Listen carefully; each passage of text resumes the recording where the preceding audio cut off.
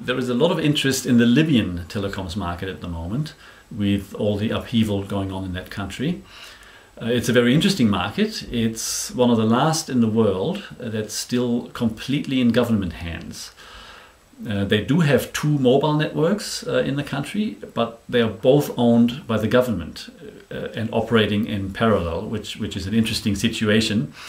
Also, the fixed line telco is government owned, and so is the country's only internet service provider. And not only are all these operators government owned, they're also headed by one and the same person. And that is actually one of Gaddafi's sons, Mohammed. And he is also the head of the regulatory body for the telecom sector in the country. So it is indeed a very tightly controlled and government controlled, completely monopolistic market, despite the so-called competition between the two mobile networks.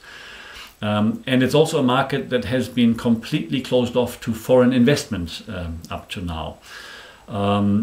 Some local Libyan private investors were given an opportunity a couple of years ago to invest in the two mobile networks, but that process wasn't entirely transparent. The identities of those investors remained unclear, and it's thought again that those were probably Gaddafi family members or supporters or friends of theirs. So foreign investors are watching developments in Libya very closely at the moment, because obviously should there be a regime change in the near future, this could all change, and the market could open up to foreign investment for the first time if a new government is more open to that idea. And that would create some very interesting opportunities for an investor. The mobile market is already quite mature. Official figures show a mobile market penetration rate of almost 200%, although there is certainly some degree of multiple SIM card ownership per user contained in those statistics, and also possibly some issues with not properly discounting inactive accounts. But regardless, the mobile market appears to be quite mature already.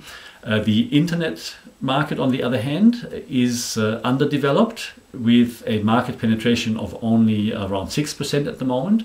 So there is huge potential there to develop that market. The infrastructure, the telecoms infrastructure in Libya is quite good. It's actually one of the best in Africa. There is a national fiber backbone network. There are international submarine cable fiber connections for international bandwidth. And even Africa's first fiber to the home development took place in Libya. So the infrastructure is quite good.